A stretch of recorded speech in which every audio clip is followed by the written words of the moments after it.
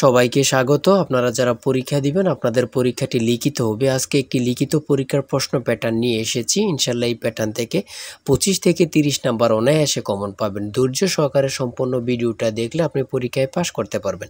আমি দেখিয়ে দিব কোন কোন বিষয়ে কোন কোন টপিক থেকে প্রশ্ন আসে। লিখিত পরীক্ষায় অনেকেই ভয় পায়, এখানে ভয় পাওয়ার কোনো কারণ নেই। যদি আপনি পরীক্ষার বিষয়বস্তু কোন কোন টপিক কোন কোন বিষয় থেকে প্রশ্ন আসবে সেটা যদি বুঝতে পারেন, পরীক্ষায় পাস করা আপনার জন্য একদম ইজি। ঠিক আছে, আজকে সম্পূর্ণ প্রসেসটা আমি দেখিয়ে দিব।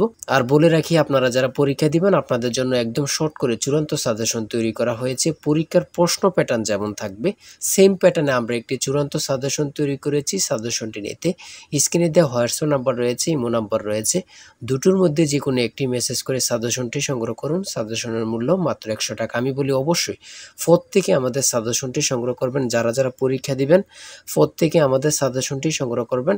সাজেশনের মূল্য মাত্র 100 টাকা। আমি বলি 100 টাকা কিন্তু বড় কথা না। ঠিক আছে, আপনারা বুঝতে পারবেন কোন কোন টপিক কোন কোন বিষয় থেকে আসবে। খুব সুন্দরভাবে প্রত্যেকটি প্রশ্নের ব্যাখ্যা ও সমাধান সহ আমাদের সাজেশন উল্লেখ রয়েছে। যারা চাকরির কারণে, বিভিন্ন কাজের কারণে অথবা একটু পড়ালেখা দুর্বল, তারা অবশ্যই আমাদের সাজেশনটি সংগ্রহ করবেন। মাত্র 100 টাকা। ইনশাল্লাহ আপনারা পরীক্ষায় পাশ করে যাবেন।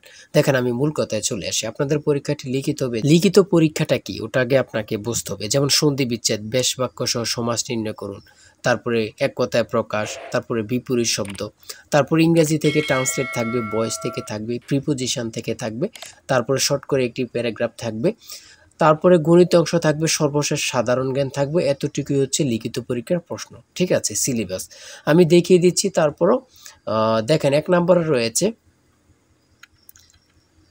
নম্বরে রয়েছে অনুচ্ছেদ লিখুন, কৃত্রিম বুদ্ধিমত্তা। ঠিক আছে, অনুচ্ছেদ লিখুন, কৃত্রিম বুদ্ধিমত্তা সম্পর্কে একটি অনুচ্ছেদ লিখবেন। এই অনুচ্ছেদটি লিখতে পারলে আপনাকে 5 নাম্বার দেওয়া হবে। হ্যাঁ, যে কোনো একটি অনুচ্ছেদ দিতে পারে, এটা নিয়ে আমি মনে করি আপনাদের কোনো সমস্যা হবে না। হ্যাঁ, তারপর 2 নম্বরে থাকবে সন্ধি বিচ্ছেদ করুন। এখানে 5টা সন্ধি বিচ্ছেদ থাকবে, 5টার জন্য 5 নাম্বার আপনাকে দেওয়া হবে। আমার কথা বুঝতে পারছেন? তারপরে রয়েছে 2 নম্বরের সন্ধি বিচ্ছেদ, এখানে 5টা থাকবে, 5টার জন্য 5 নাম্বার।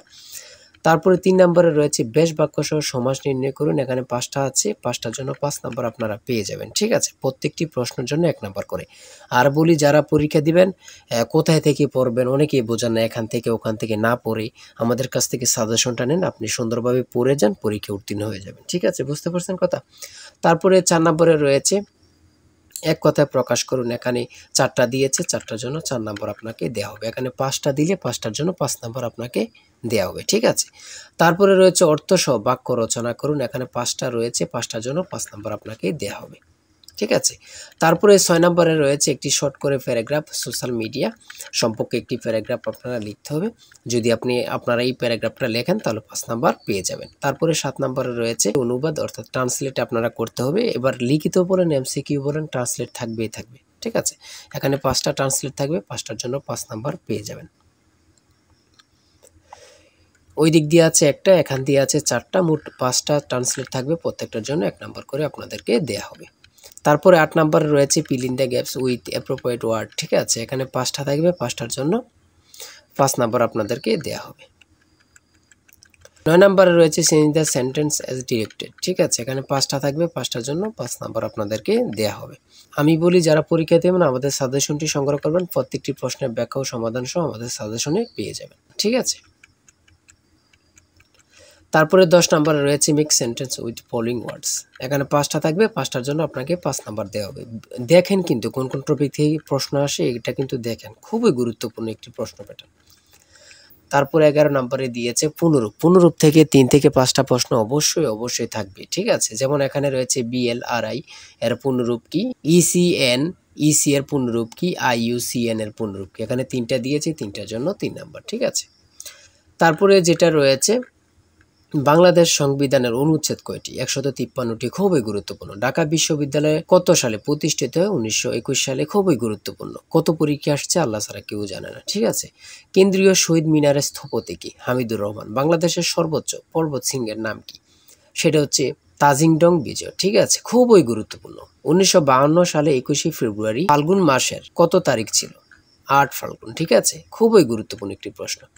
তারপরে রয়েছে 17 নম্বরে 3 বিঘা করিডোর কোন জেলা অবস্থিত? খুবই গুরুত্বপূর্ণ, লালমনিরহাট। অনেক চাকরি পরীক্ষায় এই প্রশ্নটি আসছে, ঠিক আছে। আন্তর্জাতিক নারী দিবস কত তারিখে অনুষ্ঠিত হয়? 8 মার্চ। 8ই মার্চ। আন্তর্জাতিক নারী দিবস কত তারিখে অনুষ্ঠিত হয়? 8ই মার্চ। কত পরীক্ষা যে আসছে আল্লাহ ছাড়া কেউ জানে না, শুধু এটাই হচ্ছে কথা। তারপরে রয়েছে হরমুজ প্রণালী কোথায় অবস্থিত? ওমান ও পারস্য উপমহাসাগরে অবস্থিত। খুবই একটি গুরুত্বপূর্ণ। এখন বর্তমানে হরমুজ প্রণালী সম্পর্কে অবশ্যই প্রশ্ন আসবে, ঠিক আছে। তারপরে রয়েছে ডেনমার্কের মুদ্রার নাম কি? সেটা হচ্ছে ক্রোন। খুবই গুরুত্বপূর্ণ। রোহিঙ্গা জনগোষ্ঠী কোন দেশের অধিবাসী? মিয়ানমার। নিঝুম দ্বীপ কোন নদীর মোহনায় অবস্থিত? মেঘনা। খুবই গুরুত্বপূর্ণ একটি প্রশ্ন উত্তর। নিঝুম দ্বীপ কোন নদীর মোহনায় অবস্থিত? সেটা হচ্ছে মেঘনা নদী, ঠিক আছে। তারপরে রয়েছে পরিবেশবাদী গ্রেটা থুনবার্গ কোন দেশের নাগরিক? সুইডেন। 25 নম্বরে রয়েছে পৃথিবীর বৃহৎ ম্যানগ্রোভ বনের নাম কি? সুন্দরবন। তারপরে রয়েছে 1 কিলোবাইট কত বাইটের সমান? 1024 বাইট।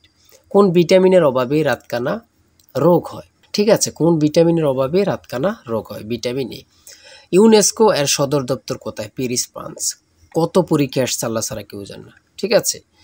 তারপরে রয়েছে গণিত। সর্বশেষ রয়েছে একটি বইয়ের মূল্য 100 টাকা বিক্রয়ের সুবিধার্থে বইটির মূল্য 10% হ্রাস করা হলো। 3 মাস পর বইটির নতুন মূল্যের উপর আরও 5% ছাড় দিয়ে বইটি বিক্রয় করা হলে বইটি কত টাকায় বিক্রয় হলো?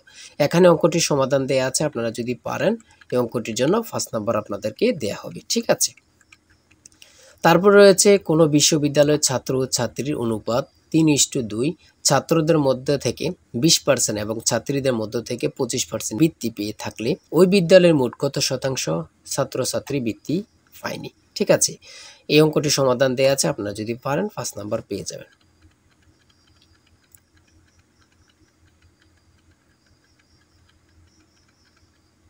তারপরে রয়েছে 31 নম্বরে একটি গড়ের মেঝের দৈর্ঘ্য 4 মিটার এবং প্রস্থ 3.5 মিটার, গড়টির উচ্চতা 3 মিটার এবং দেয়ালগুলো 5.5 সেন্টিমিটার পুরু হলে 4 দেয়ালের আয়তন কত? এখানে চিত্রটা দিয়ে বুঝিয়েছে এবং কি অঙ্কটা সমাধান দেওয়া আছে, আপনারা দেখে নিলে বুঝতে পারবেন। তারপরে একটি উৎপাদক থেকে একটি প্রশ্ন রয়েছে, এখানে সমাধান দেওয়া আছে, আপনারা দেখে নিলে বুঝতে পারবেন। এই অঙ্কের উত্তরটি পারলে আপনাদেরকে 5 নাম্বার দেওয়া হবে। আমার কথা বুঝতে পেরেছেন? তারপরে মান নির্ণয়ের এখানে অঙ্কগুলো রয়েছে। হ্যাঁ, এতটুকু আজকের প্রশ্ন উত্তর। আপনারা যারা পরীক্ষা দিবেন অবশ্যই এই নাম্বার হোয়াটসঅ্যাপ ইমো আছে, হোয়াটসঅ্যাপ অথবা ইমোতে এই নাম্বারে মেসেজ করে সাজেশনটি সংগ্রহ করেন। সাজেশনের মূল্য 100 টাকা। আর অবশ্যই হ্যাঁ, প্রত্যেকে আমাদের চ্যানেলটি সাবস্ক্রাইব ও পেজটি ফলো দিয়ে রাখলে আমরা নতুন ভিডিও আপলোড দেওয়ার সাথে সাথে চলে যাবে আপনার কাছে নোটিফিকেশন। আপনাদের পরীক্ষার প্রশ্ন সমাধান, আপনাদের রেজাল্ট, বিভিন্ন চাকরির খবর, সকল কিছু আমাদের চ্যানেলে পাবেন। তাই অবশ্যই চ্যানেলটি সাবস্ক্রাইব করে পাশে থাকলে আপনাদের চলবে, ঠিক আছে। যে কোনো মুহূর্তে যে কোনো সমস্যা আপনাদের কাছে নোটিফিকেশন চলে যাবে। সবাই ভালো থাকবেন, সুস্থ থাকবেন। আল্লাহ হাফেজ।